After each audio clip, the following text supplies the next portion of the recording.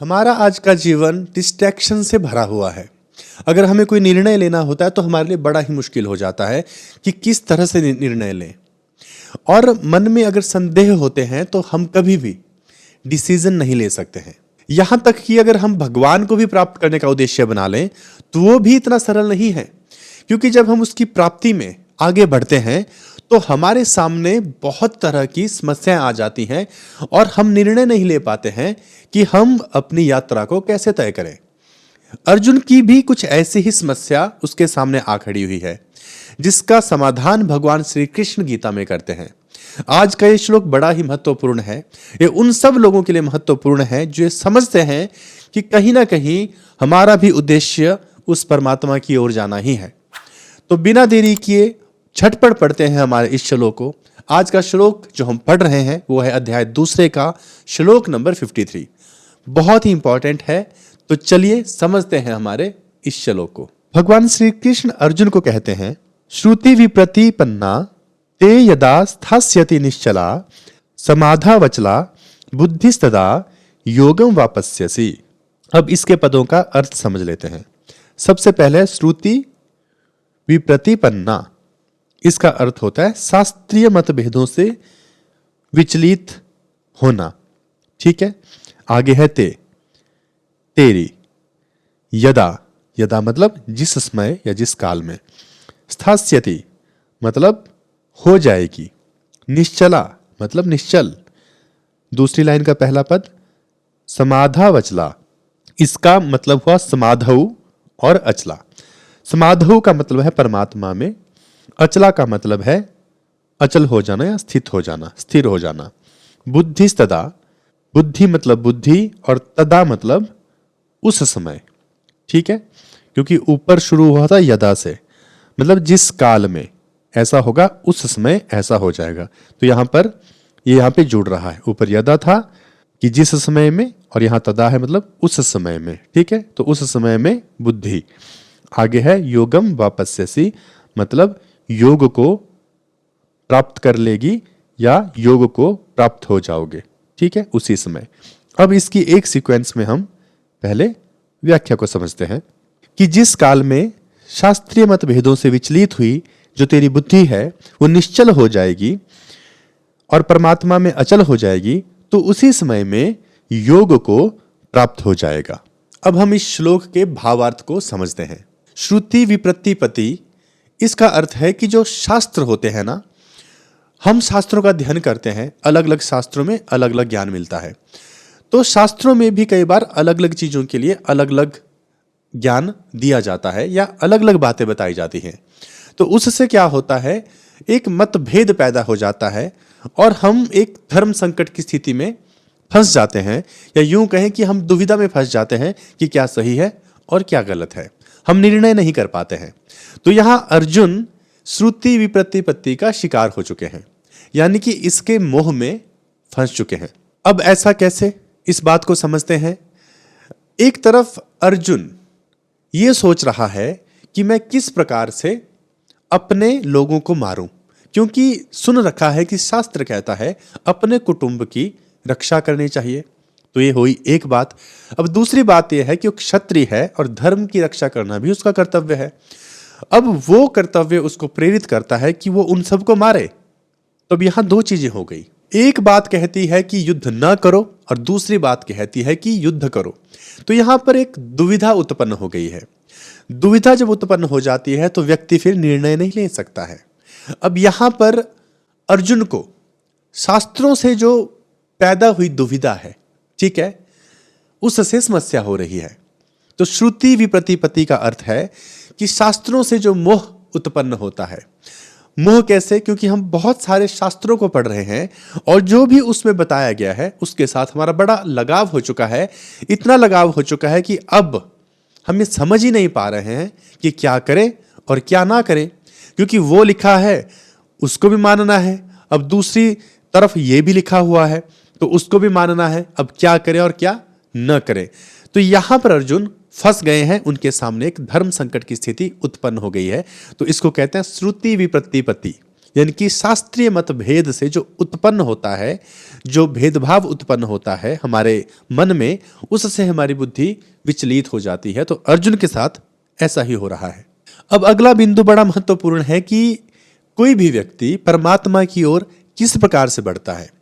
हमें लगता है कि हमें अगर भगवान की तरफ जाना है तो चल देंगे, लेकिन इसका जो क्रम है वो यहां पर समझाया गया है। सबसे पहले साधक के मन में ये बात आती है, ये विचार उत्पन्न होता है कि मैं दुनियादारी में चलूं या फिर भगवान की तरफ चलूं, है कि नहीं है। सबसे पहले प्रश्न आता है ना कि भगवान की ओर जाना है या अपना कर्म करना है, इस दुनिया में जीना है। वहां से साधक को समझ में आता है कि ये दोनों ही चीजें साथ साथ भी हो सकती हैं। वैसे तो व्यवहार और परमार्थ या व्यवहार और भगवान की यात्रा दोनों अलग अलग बताई जाती है कई शास्त्रों में, लेकिन भगवान श्री कृष्ण ने गीता में इसको एक कर दिया कि परमार्थ और व्यवहार एक साथ चल सकते हैं। तो अब ऐसा विचार होता है तो साधक ये निर्णय लेता है कि ठीक है, मुझे व्यवहार करते हुए ही परमात्मा तक जाना है। और उसका क्या रास्ता है? कर्मयोग, जो हम पढ़ रहे हैं, यानी कि निष्काम कर्म को करने से वो काम हो जाता है। जब साधक को ये समझ में आ जाता है कि मैं निष्काम कर्म करते हुए भी परमात्मा तक पहुंच सकता हूं, तो वो चुनता है कि ठीक है, मुझे संसार में रहकर ही दूसरों की सेवा करनी है और वैसे ही परमात्मा को प्राप्त करना है। ऐसा निर्णय हो जाता है तो साधक अब सेवा करना शुरू कर देता है। जब वो सेवा करना शुरू करता है तो स्वाभाविक रूप से उसके भीतर योग पैदा होने लगता है, यानी कि उसका जो मोह है इस दुनिया से वो धीरे धीरे कटने लगता है। क्योंकि सेवा से क्या मिलता है? योग मिलता है। योग मिलने का मतलब ही है कि आप मोह के बंधनों से दूर हो रहे हो। क्योंकि जो व्यक्ति सेवा करता है ना, वो अपने सुख की कामना नहीं करता, वो अपने लिए कुछ चाहता ही नहीं। कितनी सुंदर बात है, बस सेवा करना शुरू कर दो, सब कुछ सेट हो जाता है। तो जो व्यक्ति परमार्थ करता है, कर्म योग करता है, धीरे धीरे मोह के बंधनों से छूटने लगता है और वो धीरे धीरे भगवान की ओर बढ़ने लगता है। तो अंत में वो पूरी तरह से भगवान को समर्पित हो जाता है। अब यहां सवाल आता है कि ठीक है, अब तो पता चल गया, पूरा निर्णय भी बन गया, समझ में आ गया कि दुनियादारी झूठी है, परमात्मा ही सत्य है, क्योंकि अब थोड़ा अनुभव भी तो कर लिया है सेवा से, परमार्थ से, कर्मयोग से। तो अब वो ये निर्णय करता है कि मुझे अब भगवान की ओर ही जाना है। अब यहां सवाल आता है कि किस प्रकार से, किस मार्ग से? क्योंकि भगवान की ओर जाना है तो भी तो व्यक्ति शास्त्र की ओर ही जाएगा ना, कि शास्त्र क्या कहता है। अब यहां पर अलग अलग शास्त्र अलग अलग बातें कहते हैं। शास्त्रों ने संसार के विषय में, जीव के विषय में, परमात्मा के विषय में अलग अलग स्वरूपों का वर्णन किया है। तो यहां से फिर श्रुति विप्रतिपत्ति उत्पन्न हो जाती है। आदमी कंफ्यूज हो जाता है कि किस तरफ जाए, कौन सा रास्ता सही है, भक्ति योग सही है कि ज्ञान योग सही है, ठीक है, या फिर कर्म योग सही है। मतलब इस तरह की दुविधा, ये एक उदाहरण है। कोई कहता है विष्णु भगवान सबसे ऊंचे हैं, कोई कहता है भगवान शिव सबसे बड़े हैं, कोई कहता है कि माता शक्ति सबसे बड़ी है। तो ये भी तो थोड़े थोड़े मतभेद है ना, जो अलग अलग शास्त्रों को पढ़ने से हमें प्राप्त होते हैं। तो ऐसी स्थिति में फिर मनुष्य भ्रमित हो जाता है, कंफ्यूज हो जाता है, उसके मन में दुविधा उत्पन्न हो जाती है। और ये दुविधा कहां से पैदा हुई है? शास्त्रीय मतभेद से। तो इसको कह दिया श्रुति विप्रतिपत्ति, यानी कि शास्त्रों के मोह से जो उत्पन्न हो जाए। तो देखिए, एक मोह तो है जो संसार के साथ है और दूसरा मोह जो शास्त्रों से उत्पन्न होता है। संसार से जो मोह होता है वो हमने पहले भी पढ़ा, कोई वस्तु है, कोई पदार्थ है, कोई व्यक्ति है, कोई घटना है, स्त्री है, पुत्र है, संपत्ति है, धन है। इस प्रकार के जितने भी हमारे राग द्वेष है, जितने भी मोह है, जितना भी लेना देना है, जितना भी संबंध है संसार का, ये हो गया मोह कलील, संसार के साथ जो संबंध है। शास्त्रों के साथ जो मोह है वो हमने अभी समझा, ठीक है, कि शास्त्रीय मतभेद से जो उत्पन्न हो जाता है उससे हम विचलित हो जाते हैं और निर्णय नहीं ले पाते हैं, हम निर्णय करने में देरी कर देते हैं। तो ये हो गया शास्त्रों से उत्पन्न मोह। अब इस मोह से कैसे व्यक्ति निकले, साधक कैसे बाहर निकले? पहले हमने समझा कि शास्त्रों में संसार के बारे में, जीव के बारे में या फिर परमात्मा के बारे में शायद अलग अलग बातें कही हो, लेकिन कुछ बातें ऐसी हैं जिसपे सबका एक मत है। जैसे कि यह संसार मिथ्या है, ये झूठ है और इससे अपना पीछा छुड़ाना है, मतलब इसके साथ संबंध नहीं जानना है, संबंध विच्छेद करना है, मतलब मोह नहीं रखना है। ये कॉमन है, ये सबने यही कहा। और दूसरा ये कि सबको मोक्ष चाहिए, सबका उद्देश्य एक परम शक्ति है जिसको सबने परमात्मा जाना है। तो ये भी बात एक है, कॉमन है।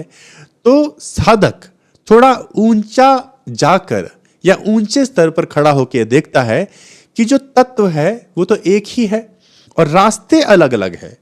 वो ये विचार करता है कि भले ही किसी भी रास्ते से जाए, पहुंचना सबको उस एक बिंदु पर ही है। तो जब ये बोध हो जाता है साधक को कि एक ही तत्व है, सब एक ही बात कर रहे हैं, सबके रास्ते अलग अलग हैं, सब अपनी सुविधा अनुसार कोई भी रास्ता चुन सकते हैं, तो ऐसा विचार करके फिर वो इस मोह से बाहर निकल सकता है, इस संदेह से बाहर निकल सकता है और फिर वो परमात्मा की तरफ चलने का संकल्प कर सकता है। जब भी ऐसी स्थिति आती है तब साधक सत्संग से अपने इंटरेस्ट के अनुसार, ठीक है, और श्रद्धा और विश्वास से निर्णय करता है, विचार करता है, जैसे मैंने अभी बताया। और अगर इससे भी बात ना बने तो दूसरा तरीका यह होता है कि वो सब भगवान पे छोड़ दे, भगवान से ही प्रार्थना करे कि अब तुम ही बताओ क्या करना है, ठीक है, यानी कि शरणागति, भगवान के भरोसे। तो भी व्यक्ति धीरे धीरे अपने उद्देश्य की तरफ चलने लगता है। और जब व्यक्ति ये संकल्प पक्का कर लेता है कि मुझे उस परमात्मा की ओर अब जाना है और इसी तरह से जाना है, तब उस व्यक्ति की बुद्धि परमात्मा में फिर निश्चल हो जाती है। जब साधक की बुद्धि निश्चल हो जाती है तो फिर वो परमात्मा में स्थित हो जाता है और परमात्मा के नित्य योग को अनुभव करता है। अब यहां समझने वाली बात है कि ये जो नित्य योग का अनुभव हो रहा है, ये पहली बार नहीं हो रहा है। ऐसा कुछ नहीं है जो पहले नहीं था और वो अब हो रहा है, क्योंकि नित्य योग तो हमेशा से ही था। यानी कि हमारा जो स्वरूप है वो पहले से ही था, उसका ना कोई आदि है ना कोई अंत है। बात बस यहां खराब हो गई थी कि जैसे ही परमात्मा या वो आत्मा जीव बनता है, ठीक है, जीव बनने का मतलब है ये शरीर है, चेतना है, जड़ और चेतन का जो मिश्रण है वो एक जीव है। हम जीव हैं, हमारा संबंध संसार के साथ हो गया और हम खुद को भूल गए। यानी कि परमात्मा स्वयं को ही भूल जाता है जब वो जीव के रूप में प्रकट होता है। तो ये जो भूल है, बस यही दोष है, भूल जाने से समस्या पैदा हो गई है। तो जैसे ही भूल मिटी, याद आ गई, काम हो गया। याद आने का ही मतलब है योग को प्राप्त कर लेना। और याद कैसे आता है? भूल को सुधारना पड़ता है। भूल है मोह, संसार के साथ लेना देना मान लेना, इस संसार को ही सब कुछ मान लेना कि बस यही सब कुछ है, हम तो कभी मरने वाले भी नहीं हैं, क्योंकि हमारा तो लगाव ऐसे ही है, यही हम सोचते हैं, इसलिए धन संपत्ति इकट्ठा करने पे जोर रहता है। लेकिन जब ये एहसास होता है कि अरे नहीं, ये तो बस साधन भर था, साध्य तो परमात्मा है, हमारा अपना स्वरूप है। जैसे ही मोह कटा, याद आ गई, याद आना ही कहते हैं योग की प्राप्ति। उसका कभी अभाव नहीं हुआ, ऐसा कुछ नहीं था जो खो गया था, सब कुछ पहले से ही था, बस हम जाग गए, हमारी आंखें खुल गई, हमें स्मृति वापस आ गई है। योग का मतलब क्या है? स्वयं को जानना ही। अगर आप विचारों के माध्यम से योग को प्राप्त कर ले, स्वयं को जान ले, तो उसको कहते हैं ज्ञान योग। और अगर आप सेवा करते हुए स्वयं को जान ले या ईश्वर को प्राप्त कर ले, तो उसको कहा गया कर्म योग। और अगर आप प्रेम के माध्यम से इसी योग को प्राप्त कर लेते हैं, तो उसको कहा गया भक्ति योग। अगर आप इस संसार की ही लय को समझते हुए योग को प्राप्त करते हैं, तो उसको कहा गया लय योग। अगर आप प्राणायाम के माध्यम से प्राणों को नियंत्रित करके इस योग को प्राप्त कर लेते हैं, तो उसको कहा गया हठ योग। और अगर यम नियम आदि 8 अंगों के द्वारा किए जाते हैं, तो उसको कहते हैं अष्टांग योग। तो योग हर जगह है, योग एक ही बिंदु है, वो अलग नहीं है। कर्म योग में योग एक ही है, भक्ति योग में योग वही है, ठीक है। और जितने भी हमने योगों की बात की, यहां योग एक ही है। ऐसा नहीं है कि कर्म योग अलग है, भक्ति योग का योग अलग है, वो योग बिंदु एक ही है। उसका मतलब है हमारा स्वरूप, वो परमात्मा तत्व। तो जो तत्व है वो हमेशा एक होता है। तो अलग अलग रास्ते हैं एक ही बिंदु पर जाने के, अलग अलग तरह के साधन है उस एक ही साध्य को प्राप्त करने के, क्योंकि साध्य जो अल्टीमेट ऑब्जेक्टिव है लाइफ का, वो एक ही है, ठीक है। तो इस पूरे श्लोक का जो परिशिष्ट भाव है, जो कंक्लूजन है, वो ये है, जो समझना बड़ा महत्वपूर्ण है। वो ये है कि हमारे अंदर दो तरह के मोह होते हैं। एक तो संसार का मोह है और दूसरा जो शास्त्रों से जुड़ा हुआ मोह है, जिसको हमने कहा श्रुति विप्रतिपत्ति। कि जिस समय व्यक्ति, पहला तो संसार का मोह था, उसको काट दिया, उसके बाद ये दूसरा मोह सामने आ गया जिसको कहा श्रुति विप्रतिपत्ति। जिस समय तेरी बुद्धि इस दुविधा को भी पार कर जाएगी, उसी समय तू योग को प्राप्त हो जाएगा, तेरी बुद्धि अचल हो जाएगी और तुझे योग प्राप्त हो जाएगा। तो इसका मतलब क्या है कि जितने भी प्रकार के मोह हैं, चाहे संसार का, चाहे शास्त्रों से जो उत्पन्न हो रहा है भेद, उस प्रकार का कोई मोह है, इन दोनों से ही जब हमारी बुद्धि पार चली जाती है, यानी कि हम इसको पार कर जाते हैं, वही पल है जब आप अपने स्वरूप में स्थित हो जाते हैं, अचल हो जाते हैं। उसके बाद फिर वहां से आपका स्वरूप हिलता नहीं है, उसके बाद आपका पतन नहीं होता है, क्योंकि संपूर्ण हो जाने के बाद फिर आप अधूरे नहीं हो सकते हैं। एक महत्वपूर्ण बात और भी है यहां पर कि जब आप परमात्मा की ओर चलें तो वहां पर संकल्प महत्वपूर्ण है।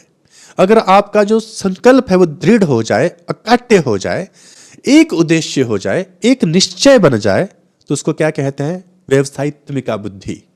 व्यवसायित्मिका बुद्धि जो है ये महत्वपूर्ण है। व्यवसायित्मिका बुद्धि का मतलब है एक निश्चय वाली बुद्धि, और जिसकी एक निश्चय वाली बुद्धि हो जाए, जिसका एक संकल्प बन गया, तो फिर समझो कि उद्देश्य पूरा हो ही गया, क्योंकि उसके बाद उद्देश्य भटकता ही नहीं कभी भी।